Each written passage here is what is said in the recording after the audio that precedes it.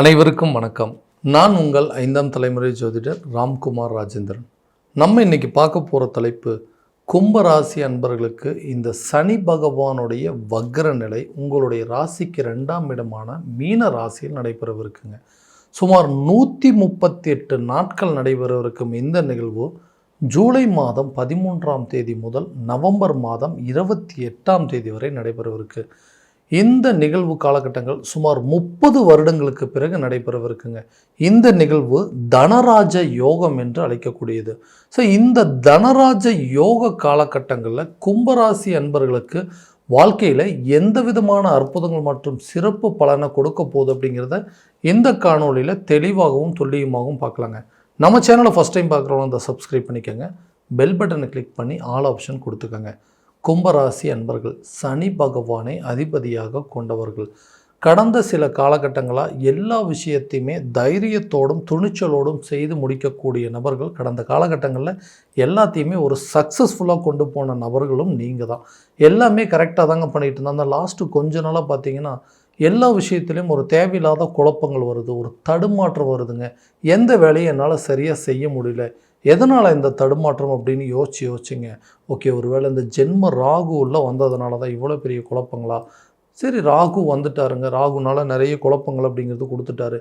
ஏதோ ஒரு சூழ்நிலையில் நம்மளோட வாழ்க்கையில் இந்த விஷயங்கள் எதுவுமே நமக்கு மாறாதா? ஏன்னா ஜென்ம சனியாக இருந்தவரும் அதே நேரத்தில் அதாவது நம்மளுடைய சனி அப்படிங்கிறது விலகி நமக்கு பாதச்சனியாக மாறிட்டார்.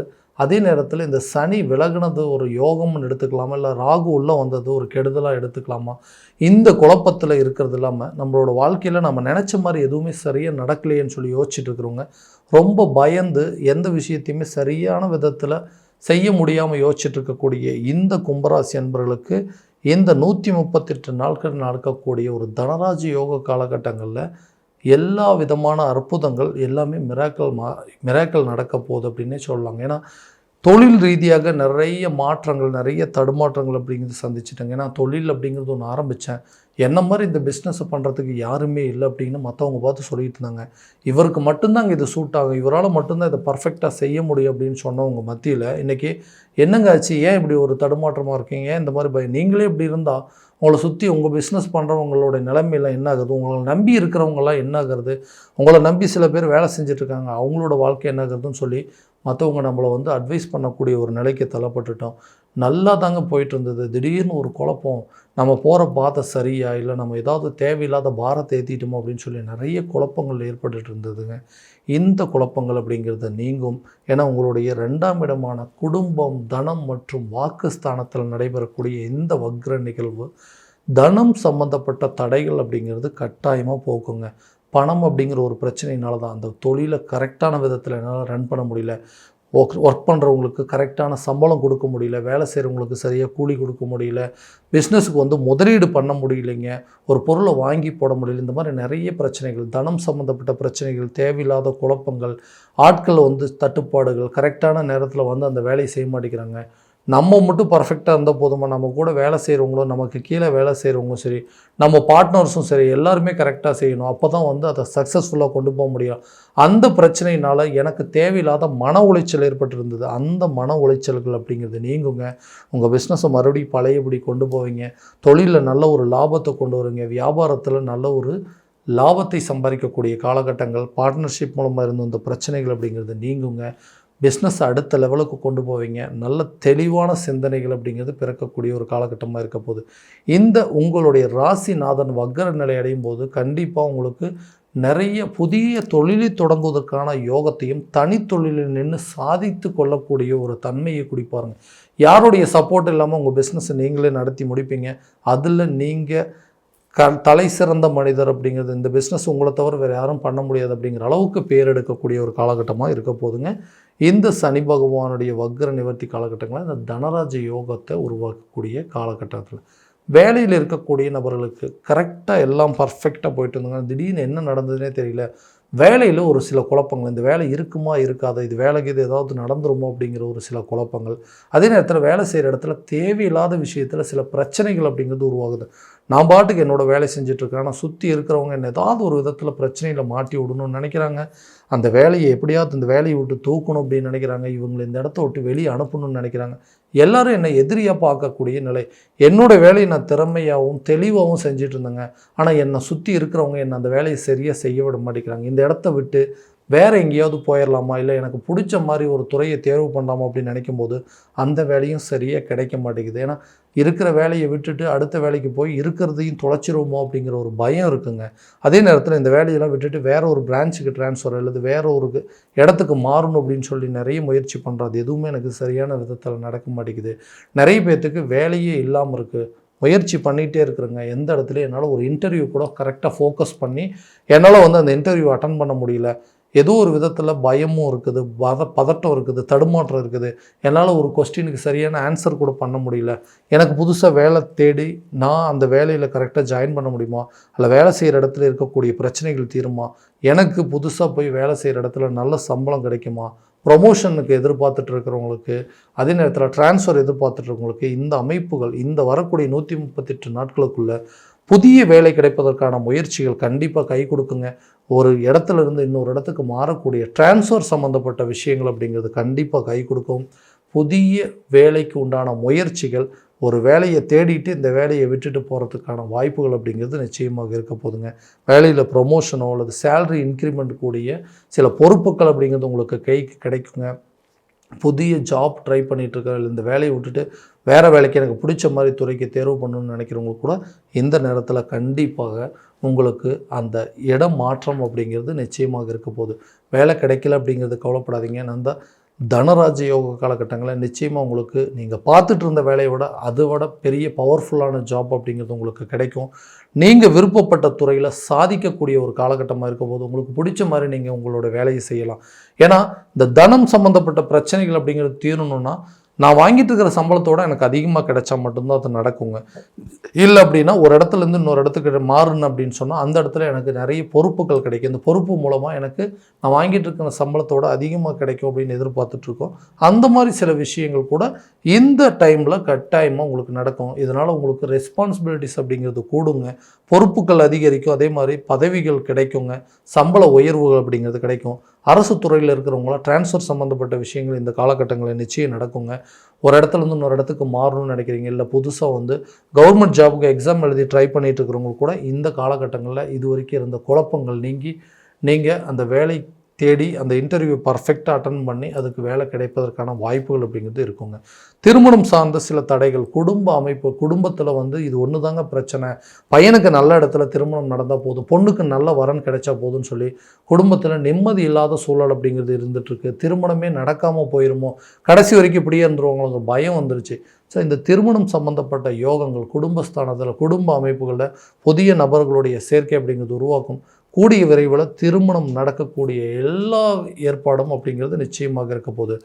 காதலர்கள் மத்தியில் இருக்கக்கூடிய பிரச்சனைகள் தீர்ந்து அந்த காதலை திருமணம் லெவலுக்கு கொண்டு போவீங்க. கண்டிப்பாக நீங்கள் எதிர்பார்த்தபடி உங்களுக்குள்ளே இருக்கக்கூடிய சண்டை சச்சரவுகள் அப்படிங்கிறீங்க. என்ன பிரச்சனை, தேவையில்லாத விஷயத்துக்கு எங்களுக்குள்ளே சண்டை வந்தது, இன்றைக்கி அந்த சண்டை பெரிய அளவில் பிளவு ஏற்பட்டுருச்சு, நாங்கள் 2 பேர் பிரிந்து போகக்கூடிய அளவுக்கு சூழ்நிலை இருக்குது, எங்கள் 2 பேர்த்துக்குள்ளே ஒரு அண்டர்ஸ்டாண்டிங் இல்லாமல் போயிடுச்சு அப்படின்னு நினைக்கிறவங்களுக்கு கண்டிப்பாக உங்கள் மத்தியில் ஒரு நல்ல அண்டர்ஸ்டாண்டிங் ஏற்படும். அந்த லவ் பண்ணிகிட்டு இருக்கிறவங்க கூட மேரேஜ் பண்ணிக்கிறதுக்கான சான்சஸ் அப்படிங்கிறது வருங்க.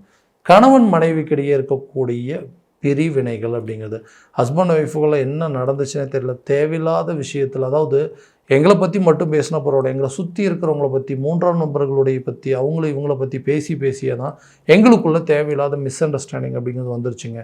இதனால் 2 பேருமே ஒன்று சேர்ந்து வாழ முடியாது, சந்தேகப்பட்டதுனால தான், சந்தேகம் அப்படிங்கிற ஒரு விஷயம் வந்ததுனால தான் இன்றைக்கி குடும்பத்துக்குள்ளே தேவையில்லாத குழப்பங்கள், 3ஆம் நபர்களை பற்றி தேவையில்லாத பேச்சுக்கள்னால தான் இன்றைக்கி இவ்வளோ பெரிய பிரச்சனைகள் அப்படின்னு சொல்லி நிறைய பேர் பிரிந்து வாழக்கூடிய நிலை, டிவோர்ஸ் வரைக்கும் போய் இன்றைக்கி 2 பேரும் சேர்ந்து வாழ வேண்டாம், 2 பேரும் பிரிஞ்சிடலாம் அப்படிங்கிற அளவுக்கு சில சூழ்நிலைகள் வந்துருச்சு.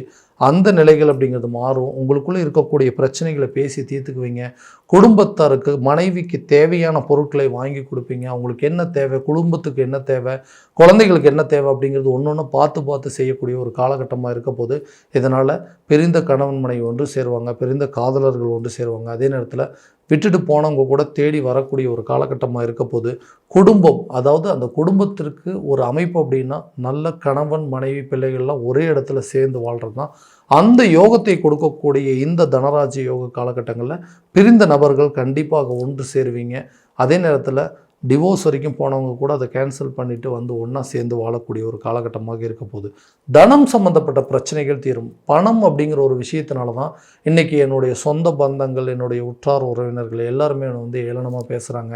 இந்த பணம் இல்லாததுனால மட்டும்தான் இன்றைக்கி வந்து எல்லாருமே என்னை வந்து ரொம்ப கேவலமாக பேசக்கூடிய நிலை. தேவையில்லாத விஷயத்துக்கு கடன் வாங்க ஆரம்பித்து இன்றைக்கி அந்த கடன் வந்து ஆயிரங்கள்லேருந்து இன்றைக்கி லட்சங்களில் மாறி இருக்குது. இந்த கடன் இல்லாத ஒரு வாழ்க்கையை நான் வாழ்ந்தேன் அப்படின்னா இன்றைக்கி மற்றவங்க மத்தியில் என்னுடைய அந்தஸ்து அப்படிங்கிறது வேறு லெவலில் இருக்குங்க. அதுக்குண்டான முயற்சிகள் பண்ணுறேன். எனக்கு வர வேண்டிய இடத்துல வந்து தொகைகள் வரமாட்டேங்குது. இந்த பண பிரச்சனைகள் அப்படிங்கிறது தீர்மானம் கேட்டிங்கன்னா தன பிரச்சனைகள் அப்படிங்கிறது கூடிய சீக்கிரத்தில் தீரப்போகுது. எதிர்பார்த்த இடத்துல இந்த தொகைகள் வரும். லோன் சம்மந்தப்பட்ட விஷயங்கள் எதிர்பார்த்தீங்களோ, ஒரு வீடு கட்டுறதுக்கோ அல்லது ஒரு வண்டி வாகனம் வாங்கிறதுக்கோ அல்லது பழைய கடனை அடைப்பதற்கோ அல்லது புதிய சொத்துக்கள் சேர்க்கைக்கோ என்ன முயற்சிகள் பண்ணிங்கனாலும் இந்த பணம் அப்படிங்கிற ஒரு விஷயம் கண்டிப்பாக வரும். இதனால் உங்கள் கடனை நீங்கள் கட்டாயம் அடைப்பீங்க. கடன் இல்லாத வாழ்க்கையை கட்டாயமாக நீங்கள் கூடிய சீக்கிரத்தில் வாழக்கூடிய ஒரு தருணமாக இருக்க போதுங்க. நிச்சயமாக உங்களுடைய குடும்பத்துக்கு தேவையான அனைத்து பொருட்களை வாங்கி மகிழக்கூடிய ஒரு காலகட்டமாக இருக்க போகுது. எனக்கு பிடிச்ச ஒரு வாழ்க்கை, நானாக தேடி போன வாழ்க்கை அப்படிங்கிறது எனக்கு வாழ்க்கையில் மிகப்பெரிய கசப்பான ஒரு சூழல் அப்படிங்கிறது ஏற்பட்டுச்சு. அதை விட்டுட்டு நான் வெளியே வந்துட்டேங்க. இன்றைக்கி என்னை தேடி வந்த ஒரு வாழ்க்கையாவது நல்ல நிலையில் இருக்குமா? நான் என்னை தேடி வரக்கூடிய வாழ்க்கையை நான் நினச்சபடி அமையும் அப்படின்னு கேட்டிங்கன்னா கண்டிப்பாக இந்த 138 நாட்கள் முடியறதுக்குள்ளேயே நீங்கள் எதிர்பார்த்தபடி ஒரு மன வாழ்க்கை அப்படிங்கிறது அமையுங்க. ஆல்ரெடி வந்து ஒரு ஃபேமிலி லைஃப்லேருந்து வெளியே வந்துட்டேன். இனிமேல் நான் எதிர்பார்த்து ஒரு 2வதாக திருமணம் பண்ணணும் அப்படின்னு நினச்சேன்னா நான் எதிர்பார்த்தபடி என்னோடய வாழ்க்கை அமையுமான்னு கேட்டிங்கன்னா நீங்கள் நினச்சபடி உங்களோட வாழ்க்கை அப்படிங்கிறது அமையும். இது வரைக்கும் இருந்த அந்த குழப்பங்கள் அப்படிங்கிறது நிச்சயமாக தீருங்க. அதே போல் நீங்கள் ஆசைப்பட்ட மாதிரி ஒரு வாழ்க்கை துணை அப்படிங்கிறது உங்கள் வாழ்க்கையில் கண்டிப்பாக ஏற்படுங்க. நீங்கள் தேடி போன வாழ்க்கை தான் சரியில்லை, உங்களை தேடி வந்த வாழ்க்கை நல்லபடியாக இருக்கும். கண்டிப்பாக அதுக்கு தகுந்தது மாதிரி புரிஞ்சுக்கிட்டு நீங்கள் வாழக்கூடிய ஒரு தருணமாக இருக்க போதுங்க. அடுத்ததாக அந்த புதிய வீடு கட்டுறதுக்கான யோகம், புதிய வீடு வாங்குவதற்கான யோகம், கார் வாங்குறதுக்கோ பைக் வாங்குறதுக்கு வீட்டுக்கு தேவையான பொருட்கள் எல்லாமே வாங்கி மகிழுவீங்க. ஆரோக்கியத்தில் இருக்கக்கூடிய பிரச்சனைகள் அப்படிங்கிறது நிச்சயமாக நீங்குங்க. இந்த ஆரோக்கியத்தினால தான் குடும்பத்தில் ஒருத்தரை மாற்றி ஒருத்தருக்கு ஹெல்த் இஷ்யூ அப்படிங்கிறது வந்துகிட்டே இருந்தது. அந்த பிரச்சனைகள் தீரும். அதுக்கு தகுந்த மாதிரி சில ட்ரீட்மெண்ட் அப்படிங்கிறது நீங்கள் எடுப்பீங்க. குழந்தைங்களோட கல்வியில் நல்ல ஒரு முன்னேற்றம் அப்படிங்கிறது இருக்குங்க. நீங்கள் ஆசைப்பட்ட மாதிரி கல்வி அப்படிங்கிறது சேர்த்தி அவங்கள நல்லபடியாக படிக்க வைப்பீங்க. இது வரைக்கும் கல்வியில் இருந்து வந்த ஞாபக மறதிகள் அப்படிங்கிறது கொஞ்சம் கொஞ்சமாக விலகுங்க. அவங்களுக்கு எந்த மாதிரி கல்வி கொடுக்கணும் அப்படிங்கிறத தெரிஞ்சுக்கிட்டு அதற்குண்டானபடி நீங்கள் எடுக்கக்கூடிய முயற்சிகள் கண்டிப்பாக நல்ல பலன் அப்படிங்கிறது கொடுக்குங்க. கல்வி சம்மந்தப்பட்ட சில செலவினங்களை சமாளிக்கக்கூடிய ஒரு காலகட்டமாக இருக்க போதுங்க. கொடுத்த வாக்குறுதியை காப்பாற்றுவீங்க. கண்டிப்பாக ஒரு விஷயத்தை சொன்னீங்கன்னா அதை செய்கிறதுக்கு எல்லா விதமான முயற்சிகள் எடுப்பீங்க. இந்த ஜென்ம ராகுவால் இதுவரைக்கும் இருந்த குழப்பங்கள் அப்படிங்கிறது உங்களுக்கு அகலுங்க.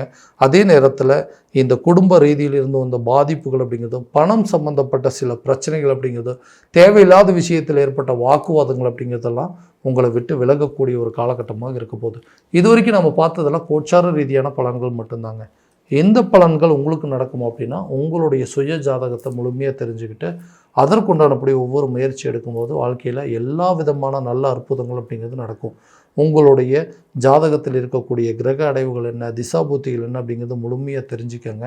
அதுக்கு தகுந்த மாதிரி இந்த விஷயத்தை கரெக்டாக ஹேண்டில் பண்ணிங்க அப்படின்னா கண்டிப்பாக நல்ல விதமான சக்ஸஸ் அப்படிங்கிறது நடக்குங்க.